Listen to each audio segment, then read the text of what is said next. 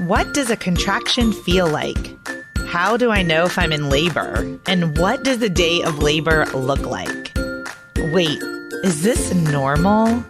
Hey, I'm Heidi. My best friends call me Hides. I'm a certified birth doula, host of this podcast, and author of Birth Story, an interactive pregnancy guidebook. I have supported hundreds of women through their labor and deliveries, and I believe every one of them and you deserves a microphone and a stage. So here we are. Listen each week to get answers to these tough questions. Birth Story, where we talk about pregnancy, labor, deliveries, where we tell our stories and share our feelings. And of course, chat about our favorite baby products and motherhood. And because I'm passionate about birth outcomes, you will hear from some of the top experts in labor and delivery. Whether you are pregnant, trying desperately to get pregnant, or you just love a good birth story, I hope you will stick around and be part of this birth story family. You guys, my book is out. It is out in the world. I cannot believe it. I have been writing it for several years, and it's just mind-blowing. Birth Story, Pregnancy Guidebook and Journal is a one-of-a-kind discovery into your pregnancy that provides you education through storytelling.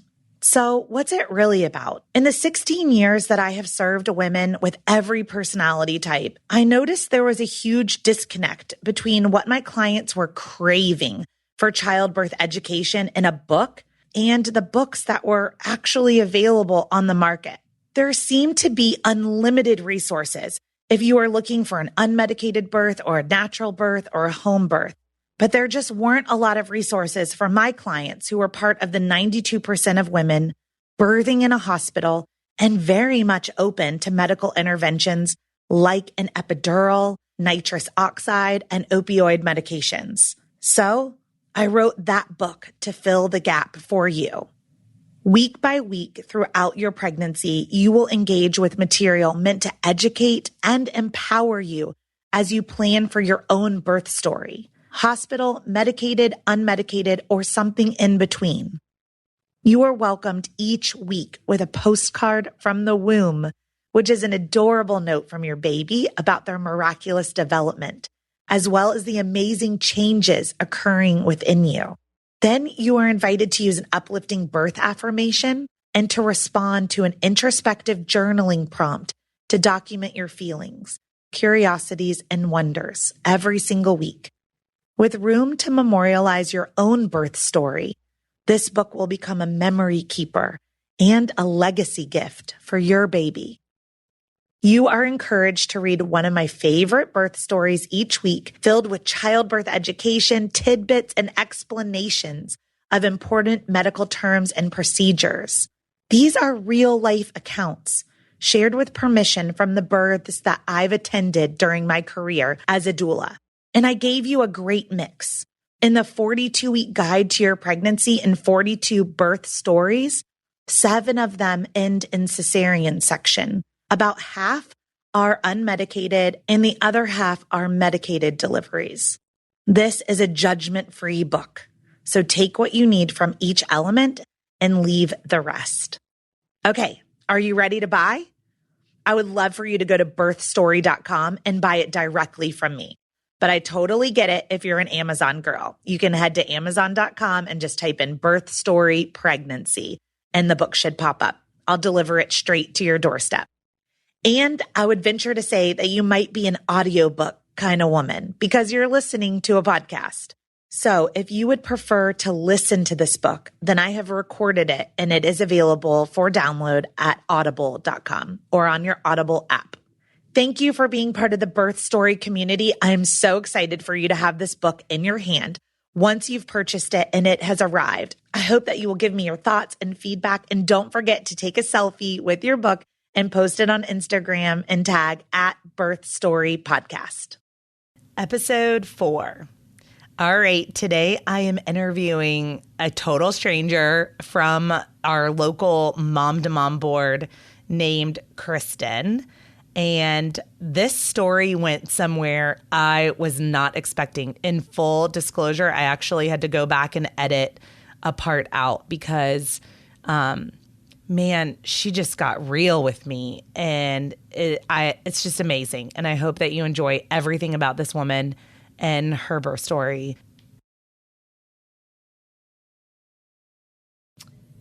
Hey, everyone. It is Heidi with Birth Story Podcast, and I'm here with Kristen Smith to hear about her 2 births. So, hey, Kristen. Hi there. So, just to get started, tell us a little bit about like who you are, your family, you know, what you want the audience to know about you. Okay. Should I say my age? If you I want don't know. to. Okay. I'm 34, I think. Yes. Then you should definitely say your age. Yes. I'm 34. I'm a native Charlottean, so I was born in Presbyterian Hospital in the 80s. I have an older brother. He also lives here too. My parents are in town, so we've got, you know, one big happy family here. I met my husband in college, and he is from Pennsylvania. We lived there for 5 years, and when I was 7 months pregnant with my first, we moved back to Charlotte for work and just to be closer to grandparents. We could probably do a whole podcast on like moving while 7 months pregnant. It was insane. This was with your first child, yes. too, yes. right? So it was easy in the sense that I didn't have a baby or a toddler yet to look after, but I would pack for an hour and be exhausted. Yeah. You know, and have to sit down for another hour. Yes. So we had a lot of help from family members that lived up there helping us get packed up and all that kind of thing. But it was stressful, but it was okay. So how about like the other like 6 months? So about month 7, you said you're getting ready to move to Charlotte. But like, I want to know, like, how did you have a fertility journey? Did you get pregnant right away? Like, how did your pregnancy go? Okay. When we were married about a year, I went off the pill, and it was not to get pregnant. It was to just let the hormones balance out. You know, I'd been on the pill since I don't even remember how old. Okay. Sad. So did your doctor advise you to do that, or is that something you had read about? I, at the time, was seeing I don't want to say a naturopath, but a chiropractor, but it was more than a chiropractor. It was more like a wellness type doctor. Okay. That also did chiropractic in the practice. And so I just wanted to be healthy. I wanted to feel good. So went off the pill.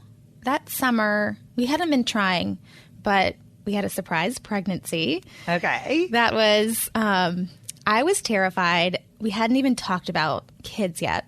And I was afraid. I didn't know, you know, we were not ready. We were not ready. And I told my husband, I was expecting for him to be upset. And no, complete opposite. He was so loving. He was just saying, this is great. You know, it's going to be fine. We have other friends who are having kids now. It's going to be fine. This is all going to be fine. This is all, you know, this is great. We're having a baby, you know. So, and how old is your oldest right now? He's 5. Okay, so you came off the pill and you had an unexpected pregnancy, but your husband was like really excited. Yes, it was so sweet. And I was terrified and he was okay, which is usually the opposite of how we usually react to things. So it was a pleasant experience to tell him that.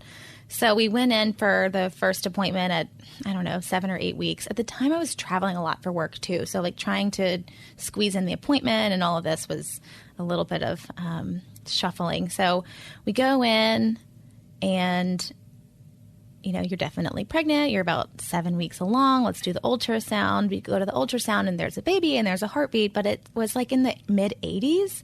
And, I mean, you probably know more about that's a very low heart rate. Thing. Yeah. And so so the doctors, I think, prepared us for a loss, but, you know, the baby was still there and there was a heartbeat and there was, you know, so that was tough. It was, I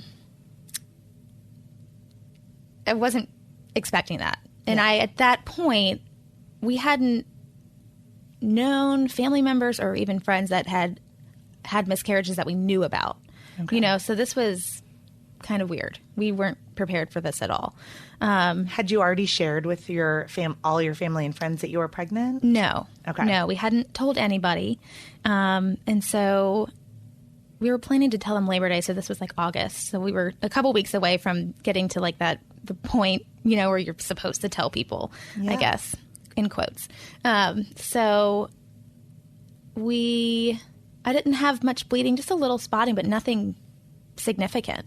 And we went back maybe a week or two later. The dates, it's blurry now. It's been a couple years and a lot's happened since then. So we go back and they just put the wand in and there was no heartbeat and it was very obvious. And so when you were spotting, a couple of days before, did you kind of feel or have an instinct that maybe you were miscarrying? The spotting was, it didn't make me feel any kind of way, honestly. It was nerve-wracking because, the what you learn in 5th grade health class, they tell you don't get your period when you're pregnant, you know? And so it was scary, but at the same time, there's nothing you can do. Yeah. There's nothing you can do. So we did the D&C the next day, and it was emotional. And at that point, by this time, I had told my mom, and I think I told my best friend, and we had told some of our local family members. So who went with you to the D&C? My husband. Okay. Just him. Yeah. So he took good care of me, and it was emotional, but it was all right. We made it through, and I rested and all that. So after that, even though we hadn't had this big conversation, because this was a surprise pregnancy, so it kind of took us off guard. Yeah. But after that, it was kind of both of us decided the only thing that's going to heal our hearts is to try again. Yeah. But it was scary. Your first pregnancy ending in miscarriage is kind of daunting.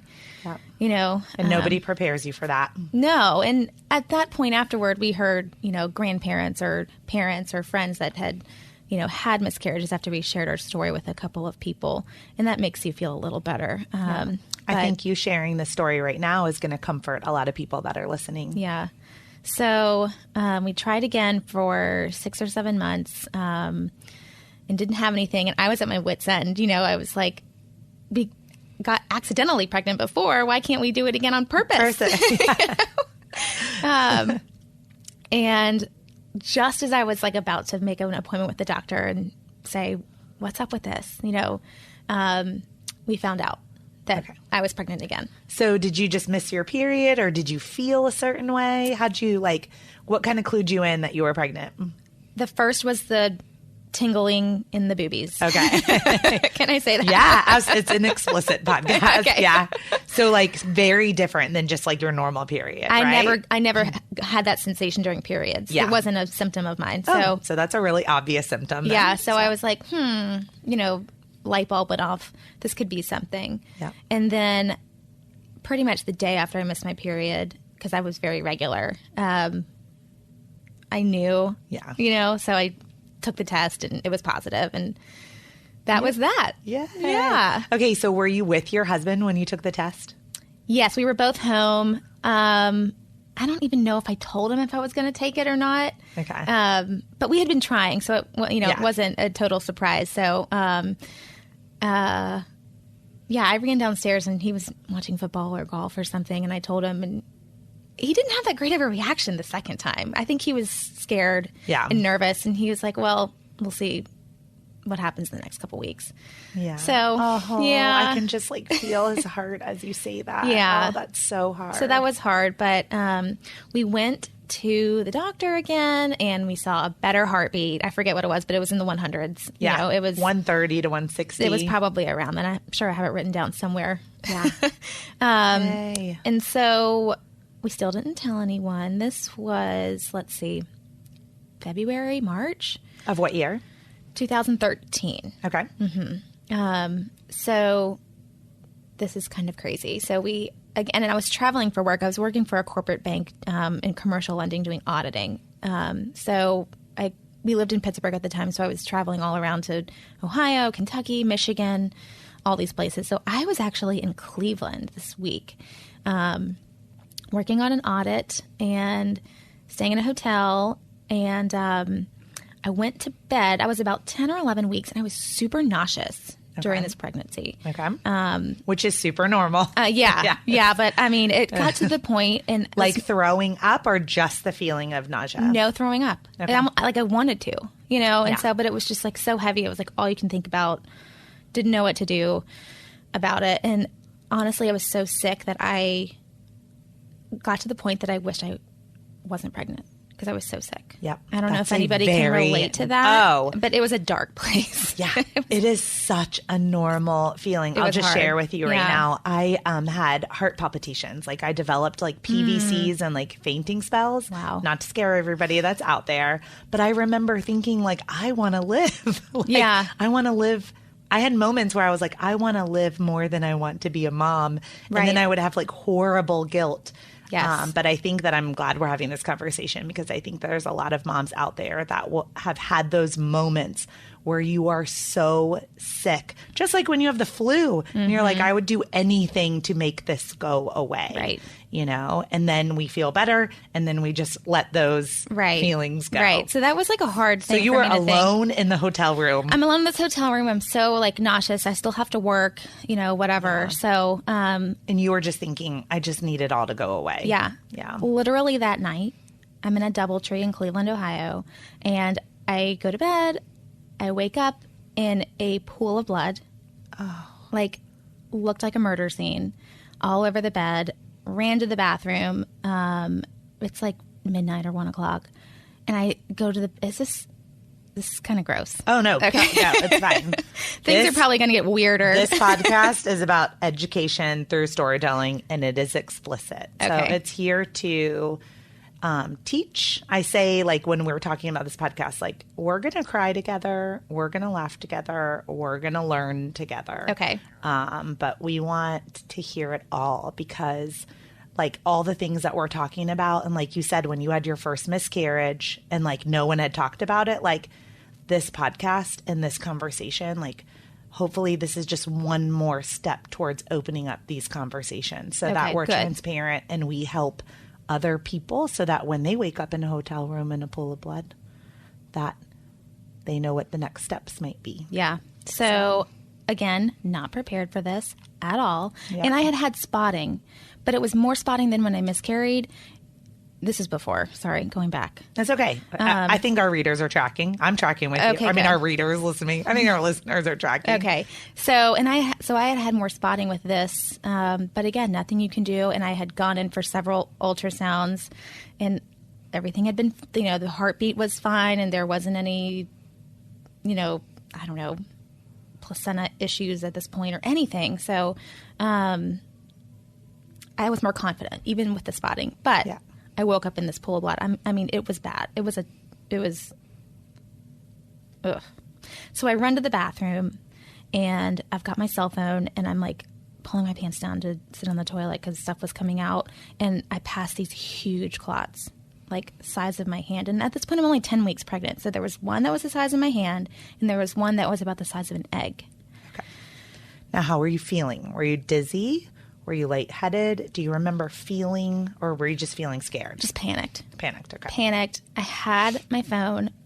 Coincidentally, my husband was in Charlotte at my parents' house because he was on a golf trip, and he was passing through. He had been in Hilton Head and was passing through Charlotte and was going to come home the next day. So I called him. He didn't answer. It was the middle of the night. I called the house phone at my parents' house, which they don't even have anymore, and was probably screaming. And my mom answered, and I just said, "Mom, I lost the baby. Like, my baby came out of me. It was very, very hard. My baby's on the floor." I was just screaming, like, "My baby's on the floor. My baby's on the floor." And she's screaming, and she's, "I don't know what to do. I'm so sorry." So I didn't know what to do. So all of this has happened. All this mess was made. And I ran to the phone in the hotel room and dialed up the front desk, I guess, because I didn't know what to do. And I don't even remember this woman's name, but it was like a heaven-sent angel. Yeah. She answered the phone, and I said, "Hey, my name's Kristen. I'm in room whatever. I am like early pregnancy, first trimester, but I think I've just miscarried and there's a huge mess in the room and I also don't know what's happening. I thought I was hemorrhaging. Yeah. I thought I didn't know what was happening at all. Yeah. I need help and I'm here from out of town. I don't know anything. Yeah. So she was like, okay, hang on. I'm going to call you an ambulance. Everything's going to be okay. Yep. We're just going to everything's going to be fine. Don't worry about the hotel room. Yeah. All this stuff. So then the firemen come and the ambulance come and I'm like such a mom already, by the way, being worried about the hotel room. Yes, I know. While you are having a trauma. Yeah. Yeah. And so, the medics come and it's just and this might prepare you for delivery and stuff because it's just yes, no modesty at all. And I'm just pantless, yeah. Bleeding. Yeah. And it's horrible. And, there's nothing you can do about it. So, the medics came and they put me on the stretcher and I grabbed my bag and I'm in Cleveland. So we go to a Cleveland Clinic hospital that's close by. And, it's probably 10 minutes from my hotel, but I don't know where I am. So I could have driven myself probably, but I also thought I was losing blood and all of this stuff. I think everyone listening would have also called in. I wouldn't have even called the front desk. Yeah. That was very calm of you. Well, I didn't even know where I was. I'm I think I would have called 911. I'm in a hotel room somewhere. Yeah. So, so the front desk called for me. So they showed up and the medics gathered up what had come out of me and were getting in the ambulance. And the guy says, I don't think that's your baby. Yeah. And I said, no, it is. I said, I've been through this before. I know it is. I appreciate you trying to make me feel better, but it's over, and I can't have kids. Yeah. So he's like, no, I really don't think it is, but, we'll take it to the hospital and the doctors will look at it and you'll check you out and, everything's going to be okay. So we get there and they get me into a room and, time goes by and the ultrasound people wheel their cart into my emergency room stall, I guess. And she puts the ultrasound, I think it was on my belly at this point, again, about 10 or 11 weeks along. And there's my baby, on the screen, floating around. You got 2 arms and 2 legs and a head and you can, just literally bouncing. Kristen, I didn't know where you were going with this story, but I am rejoicing with you right now. It was insane. It was the most darkest place and to the most relief you've ever felt in your life. So now you're laying there, but you can actually see your baby. Yeah. Amazing. That I was just knew was gone. Oh my God. Praise God. I know. Amazing. I know. It was so crazy. And of course, every 5 minutes, my parents are calling, my husband's calling, they're crying in my parents' kitchen, all this stuff. My dad says, shoot, I already told people, thinking, just so excited. Way to jump the gun, Dad. Everyone was so excited. So, what had happened was I had a subchorionic hemorrhage. Yes. Which from what I understand, and correct me if I'm wrong, is blood pools between the placenta and the uterus wall. That's exactly the definition. Okay. Yes. I have a client right now who had this exact same story. Okay. She's due January 29th. Oh my gosh, so close. Yeah, so exciting. So, yeah. And it was a large one from what, I think relatively large. So that's what the clots were from. That were from the size of your hand. Mm-hmm. Yeah. So when you were telling this story, I was hoping that this is where you were going with it. Because I do know for anyone that's listening, this is a possibility, not to get everyone's hopes up, that they will have, the miracle of not losing their child. But it is possible to have that hemorrhage between the uterine wall and the placenta. Mm-hmm. And then from my experiences is that it heals on its own over the course of the pregnancy. So how did yours do that? So tell me about, did you bleed again or? Not to that extent. Okay. And the other thing too, really quick with the spotting and the bleeding, I was also told early in this pregnancy that spotting was totally normal because the cervix becomes more vascular and there's just more blood vessels and stuff down there. And so anytime it gets irritated, Like AKA having sex. Having sex, a bowel movement. Yep. Where you have to push. Anything like that, from what I understand, can just irritate it a little bit. And you might see a little pink or a little red, when you wipe or in a little panty liner, but totally normal. Yeah. So thank you for reminding us of that. Because not everybody has that, but a lot of people do. But if a blood clot is coming out of you, that's it. So scary. Yes. Yeah. So I didn't have another event like that. So, of course, my husband flew up. He literally booked a flight at midnight that night and was on a plane at 5 a.m. to come get me. I mean, I was only a couple hours from where we lived, but I was just so shaken up. I'm literally pantless in the hotel, and then you get discharged. Yeah. So how long did you have to stay in the hospital? 5 hours, 6 hours. Okay. And by the time I was ready, I think they let me stay a couple extra hours until my husband got there to take me home. So he got there. Well, I'm just curious really quick. When you're in the hospital, do they give you IV fluids or anything to stop the bleeding, or is it just monitoring you? No, just monitoring. So just a natural occurrence that your body is like going through. They just monitor you and then send you on your way. Yeah, and once those clots came out, that was it. There was no more bleeding or anything. No more clots. It was just a weird thing that happens, I guess. And you were still in your first trimester? Yes. Yeah. So what I understand from this condition, too, is that it's very common in the first trimester. I think so. And so the next day we drive home. The next day we go to see my OB. And she told me the size of it. I forget what it is, 20 centimeters or something. And she said what is going to happen is as your baby grows and your uterus gets bigger and there's more, this probably isn't the right word, but more tension in there or more things are fighting for space. A good word. Yeah. I don't know. Mm-hmm. Any of those will be pushed out and there won't be any room between the placenta and the uterus anymore to gather blood. Pull blood, yeah. I don't know. So she said when you're about 20 weeks, these things just kind of go away. So she's like, and she was totally right. Like I didn't have any other instances or that. Awesome. During that. So, yay. Yeah. Okay. It was so emotional and crazy.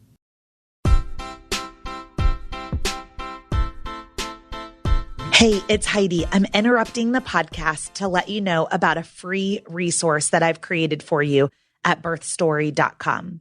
All you have to do is go to birthstory.com and then click the tab that says The Workbook. Once you put your email address in, an entire resource library of all of my secret sauces are available to you for free as my thank you for listening to the Birth Story podcast and being part of this community. At birthstory.com, under the workbook, you will find a birth plan template, articles on circumcision, delayed cord clamping, flipping a breech baby, packing your hospital bag, acupressure points, placenta encapsulation, and so much more. There are over 20 free articles ready for you to download at birthstory.com. Now let's get back to this amazing episode.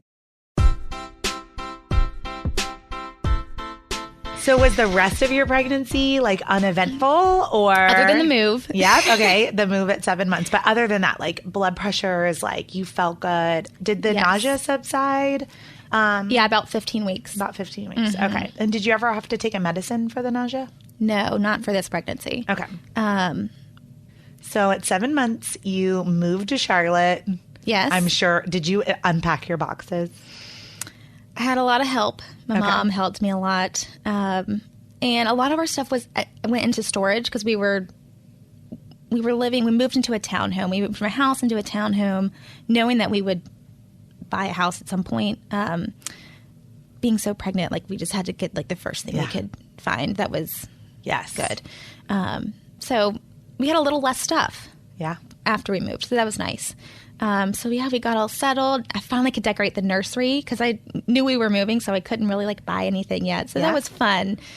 You know, all this fun stuff got to happen once we moved. We shopped for nursery furniture and. Did you have a baby shower here in Charlotte? Yes. Okay. Couple baby showers. Oh, we had a big gender reveal before we moved. Okay. So we knew what we were having. Okay. With the first, not with the second. Yeah, we were so excited. We were so ready. We were having a boy. It was the first boy in the family on either side, so that was kind of fun for the grandparents. Even if it was a girl, it would have been exciting too. Yeah. I'm biased to boys because I have two of them. They're fun. But I love boys. okay, so we get settled in our house. Of course, we have a new provider. I'm well into the third trimester. So, you've got your appointments often.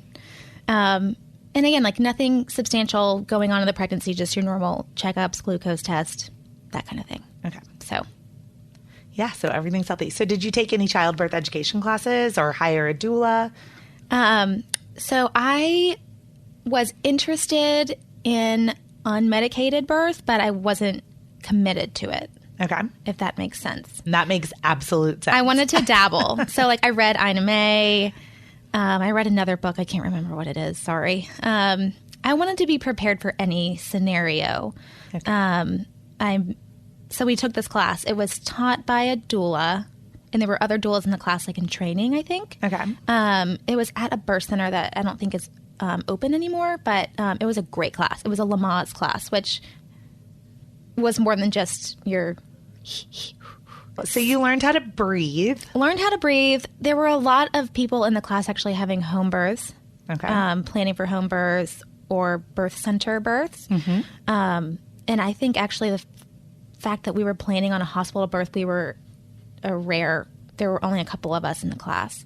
I think the people in the class were maybe more committed to an unmedicated birth than we were, but I just wanted to be prepared. And I also wanted my husband to feel comfortable with words like vagina, Yeah. or cervix, or dilation, or just all of that kind Bloody of stuff. show. Yeah. I wanted him, and to also understand like the different stages of labor and stuff, because I knew he wouldn't read the book. And while he did protest some about going to these classes on Sundays in fall, aka football time, Yeah. he did go. Good for him. Yeah, it was like 4 Sundays, so it wasn't like the Bradley method where it's 12 weeks, because he wouldn't have done that. And more power to the men that do that, because I think that's so noble and awesome, and that's amazing. My husband's just not one of them. So the fact that he was able to go to these classes was pretty good. Again, like with the comfort level for him too. So it was very good. So did you feel prepared for your birth by the time you were starting to have like the signs and symptoms of labor? Yes. Okay. Yes. Did you write a birth plan, or did you have a birth plan? I did not write it. I had it in my head. And also my mom was planning on acting as our doula. So we didn't hire one. But my mom was like all in. Yeah. Wanted to be there. And we wanted her there. I think moms make wonderful doulas. Yeah, she was great. Yeah. Because the whole concept is to have someone to support you. Like doula just means woman servant or woman caregiver. That's so nice. So whether it's like your sister or your mom, or if those two people are not available, or your best friend, then there are trained doulas, you know, but it's so wonderful. So let's talk about like the last couple of weeks, or the last week, like leading up to your birth. Like, how were you feeling? I was feeling good. I was active. We lived in a neighborhood that had trails. So I would walk at least a mile or 2 every day. We have a dog, so that was a good excuse to get outside. It was November, so it was gorgeous. It was fall. Yeah, it was cool and crisp, and like I still had the AC running. Yeah. From so those hot flashes. all the time. Yeah. But yeah, no blood pressure, no, preeclampsia things or anything. So I was feeling very good. Yeah. We were ready. Yeah. So then how did it happen? So, let's see. We had just watched a show. It was a Sunday night. Okay. I was 39 weeks and 3 days. Okay. And we'd like just turned the TV off to go to bed on Sunday. And I felt like a tightening, and I hadn't had Braxton Hicks that I knew of, at least, throughout the whole pregnancy. So it was like a little bit painful. So I was like, oh, maybe this is it. And so of course, like immediately my senses are heightened. 10 minutes later on the second, another little bit of a painful tightening. 10 minutes later, another one. And I was like, oh my God, I'm going into labor. This is so great. And I just knew it was it, but I also knew it was early labor. And because of the class, and again, I wasn't committed to a natural labor, but I wasn't like a diehard epidural, like I have to have it. It was kind of just like a let's see what happens. Okay. You know? I think it's a great attitude to have. So, I didn't want to feel guilty if I got one, and I didn't want to feel pressured into not having one because I made a decision before I knew what anything was going to be like. So, let's see. Yep, contraction started around 10 o'clock on a Sunday night. And so I tried to lay there, but I was just excited, and the adrenaline was starting to go. And I let my husband sleep. I don't know if he did or not. I think he did. But because of the class, I was prepared to labor at home for a long time. We had the puzzles out. We had the birth ball ready that I'd already been sitting on for weeks. I was ready. I knew what to do. So I go downstairs and I unload the dishwasher and I just kind of tidy up the kitchen a little bit and just try to stay busy. Were you timing contractions or were you just letting them happen? I was timing them on whatever app I had on my phone. Okay. And they were regular and they weren't stopping because I knew to get up and do something. Yeah. And if they stopped, then it wasn't labor, of course, but they never stopped. And it got to be the middle of the night, and it's always the middle of the night. I know, when you're already tired, you've already been awake all day. Poor us, poor moms. I'm like, why is it You don't know that last sleep is your last sleep. I mean, I know from a science perspective, why it's at night, but poor moms. I know. So 3 o'clock in the morning, I take a shower. Okay. Because I wanted to have blow-dried hair, makeup on. Love it. Just a little bit, look okay in pictures. I cannot tell you how many of my clients I get there and they're blow drying their hair. Fresh. And I'm like, you're adorable, but that means you're in early labor. Oh, my second labor, you will see. We are going to talk about that in just a minute. Total opposite. I'm so excited. So, I blow dried my hair. I put on makeup at 4 o'clock in the morning, whatever. And around 6, it got to the point that I couldn't really talk through them. But they were maybe 5 minutes apart at this point.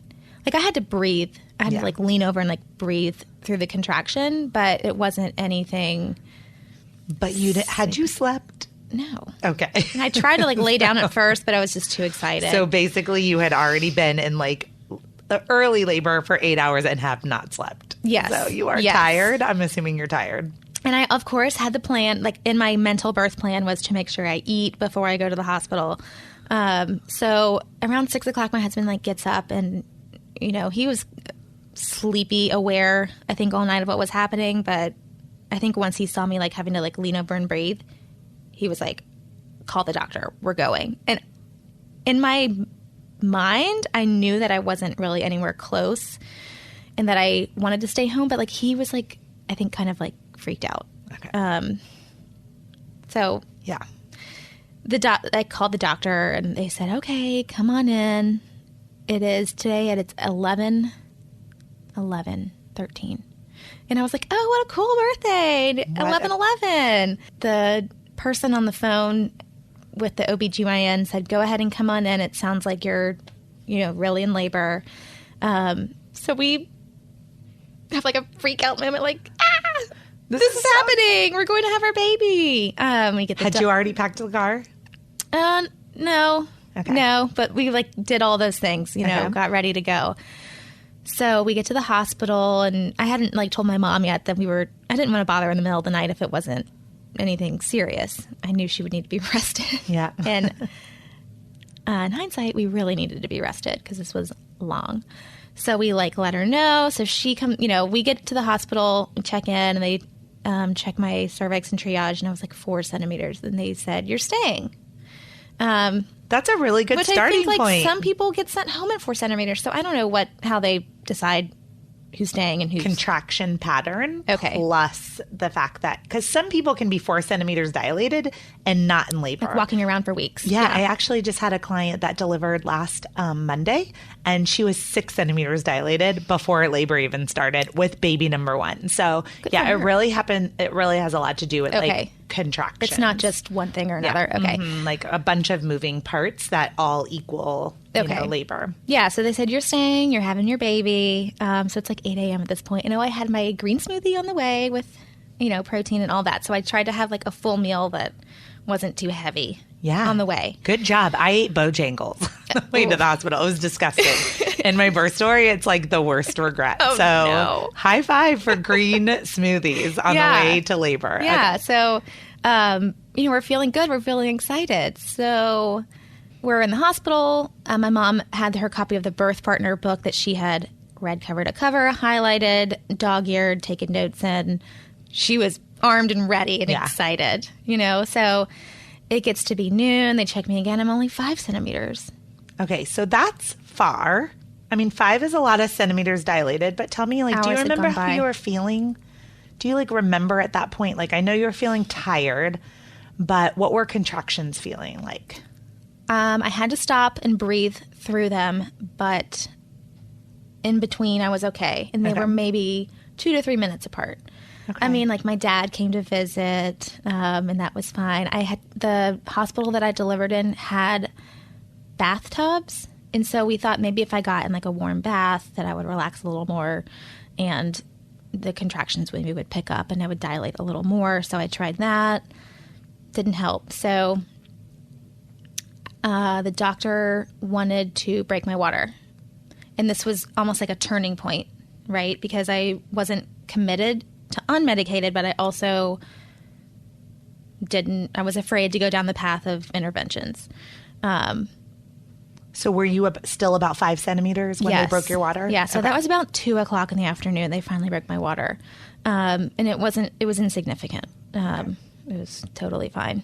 Actually, not a lot came out. This is a funny story. This is a little funny side note if you want to hear. Yeah. So my dad had come to visit, off and on throughout the day, I think to help my mom. And I mean, at this point, it's 3:00 in the afternoon. None of us have eaten, so and he was excited too. So he had come to visit and just left the room, and I was sitting on a ball, and my husband was sitting on a chair in front of me, and I was leaned over him. We were facing each other, and I was leaned over him.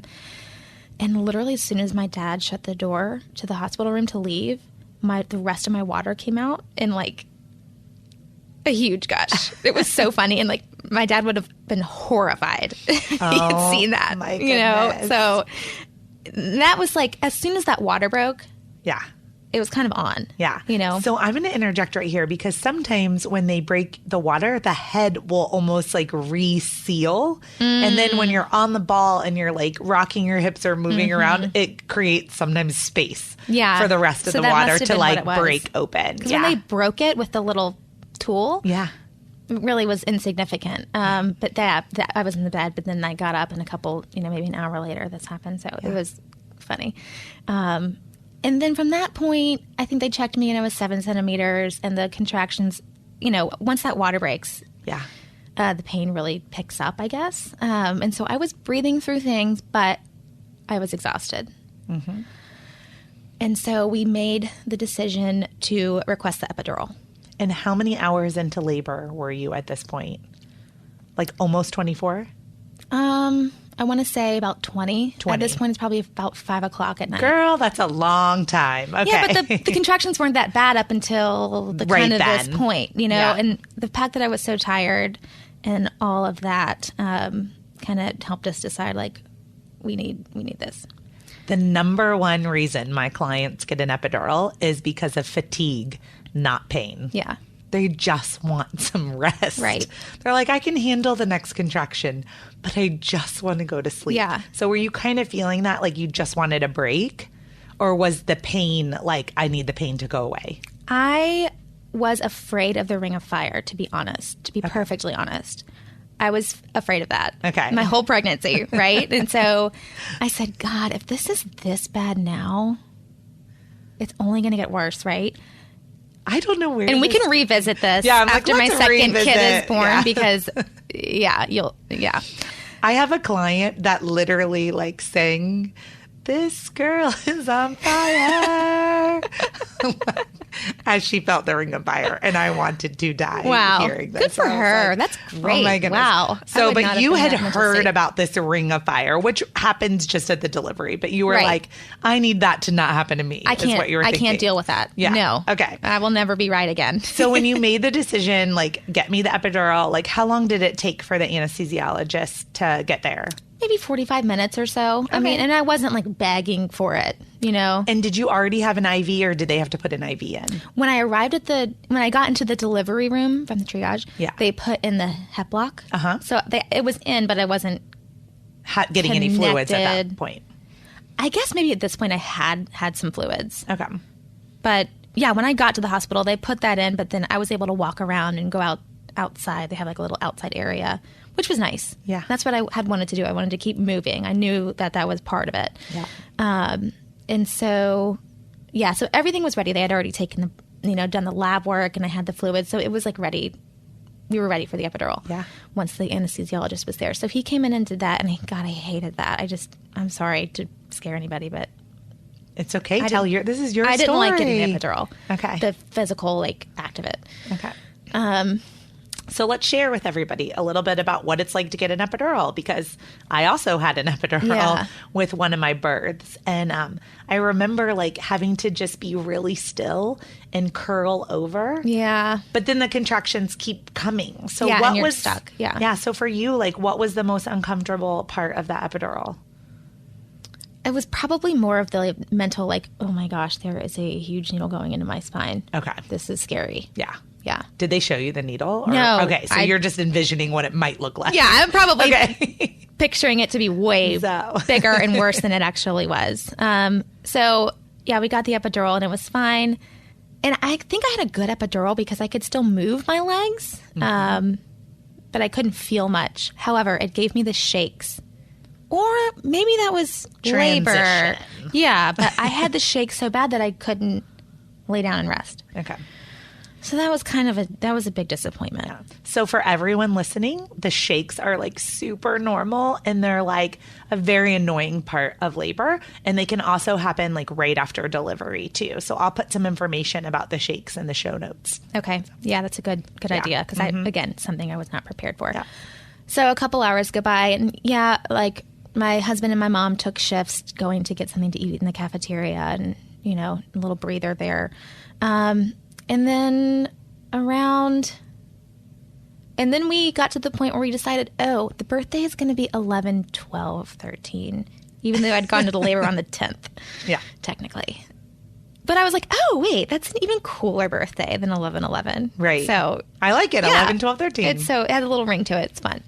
So, and that was fine. So around midnight, they come and check me, and I'm 10. I guess I'm complete.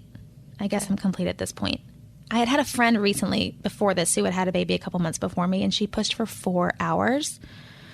And so I was heightened to that, and I was sensitive to that. And I said, I don't really feel pressure, though, so I just kind of want to labor down until, I really feel the urge. Because I don't want that to happen to me, because that was scary. Yeah. And for everyone that's listening, I am 100% an advocate for laboring down.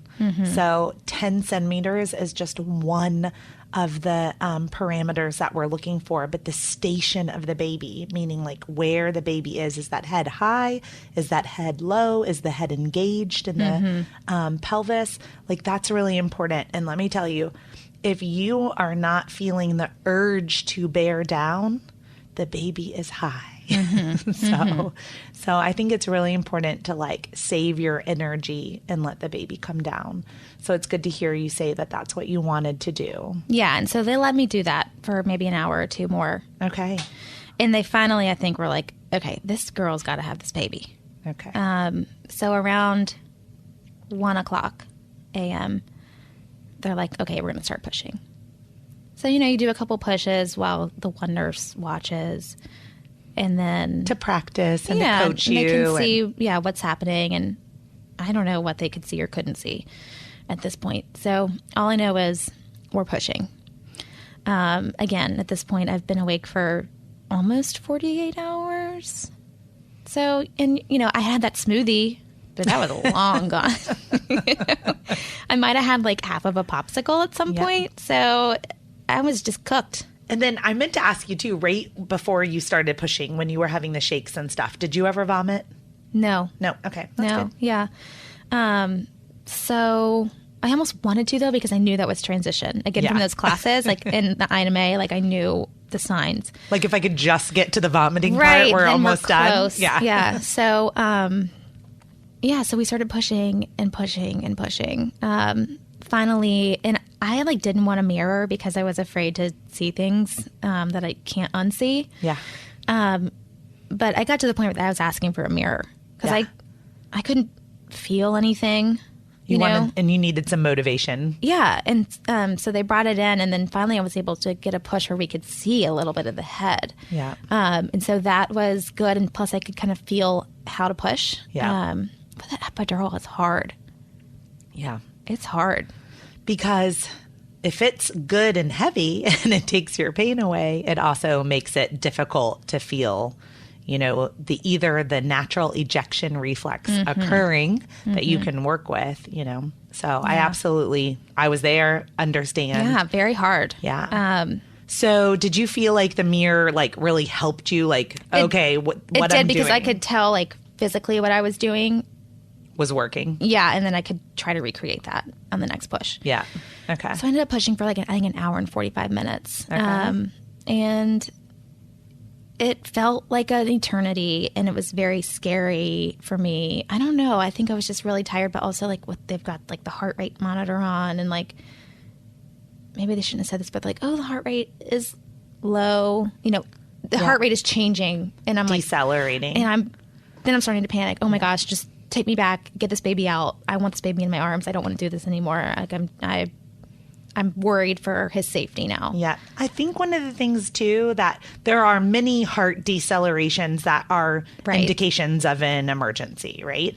But in 14 years, I have rarely, maybe one or two births, ever seen a baby be born without heart decelerations. Right. Because now I understand. Right. When the head is being compressed and there's no amniotic fluid over and over and over again, there are some natural decelerations that occur. But it's more important that when the contraction is over, what happens to the heart rate. Right. And from what I understand, everything was fine in between contractions. So your son was decelerating a little bit, but then bouncing back. Just hearing that just scared me. Yeah. And you're just give me a healthy baby in my arms. I'm like, C-section, let's go. Yeah. And, we weren't there. Yeah. So then he was born. I don't know. It was so foggy at that point, which makes me so sad. Yeah. But it just, so he was born at 3:45 a.m. Oh my goodness. That is such a long labor. So it's not uncommon. I know. It's not uncommon. I know. It's just really long. And I'm like, people probably think I'm crazy saying I had a 30-hour labor. And it's like, no, you really didn't. But contractions started and they didn't stop until he was born. So I don't know. Yeah. No, I've been with women before for almost 50 hours. Oh my gosh. 50. Where I'm I have to take a nap. So it is. 30 is a long labor, and you got all the way to 7 centimeters dilated totally naturally, almost 24 hours. And that's amazing. You're a rock star. Thank you. I don't feel like a rock star, but thank you. If a million people haven't told you you are a rock star, you are a rock star. So you pushed him out. I pushed him out. Yay. Everything was fine. And I was just so relieved because after the miscarriage and after the subchorionic hemorrhage and all that, I just wanted to hold my baby. Yeah. And so it was just so emotional, and it was just great. My mom was there. My mom got his first cries on video.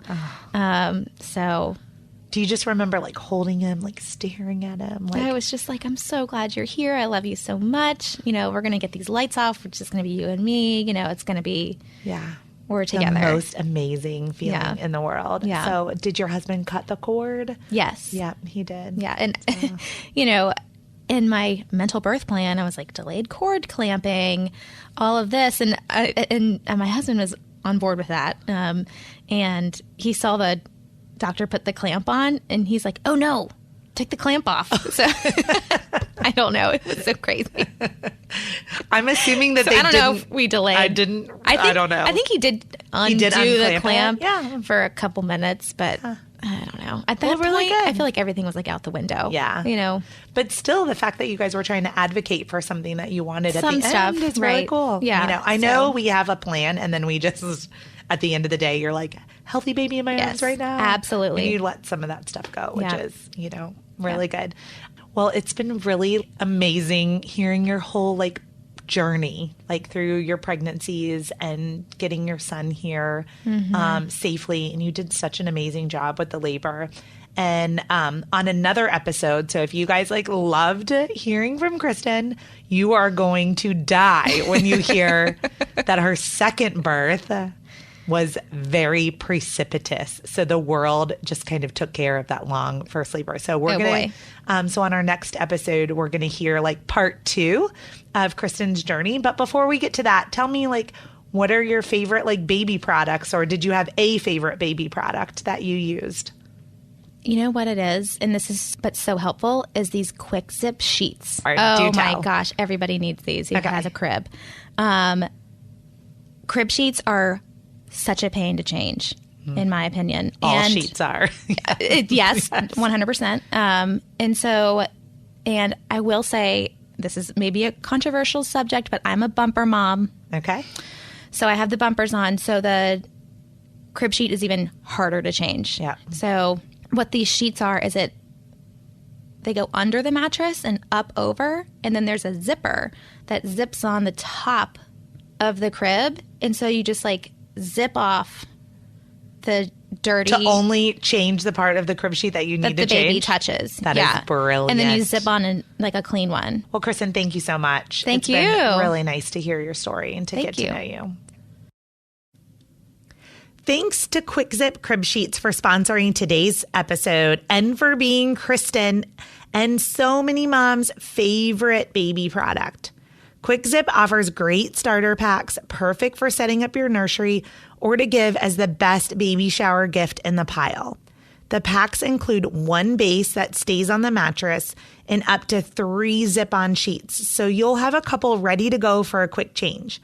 Some packs also include waterproof mattress pads that are flat, with no skirt, and designed to work with the Quick Zip system. Also, great news is that you can buy additional zip-on sheets whenever you need an extra, or you just want to freshen up the look for a new season. Quick Zip sheets are great quality and durable, and they even last kid to kid. So just a reminder, you can head over today to save 15% at quickzipsheet.com and use code BirthStoryPodcast. And there is that 100% happiness guarantee.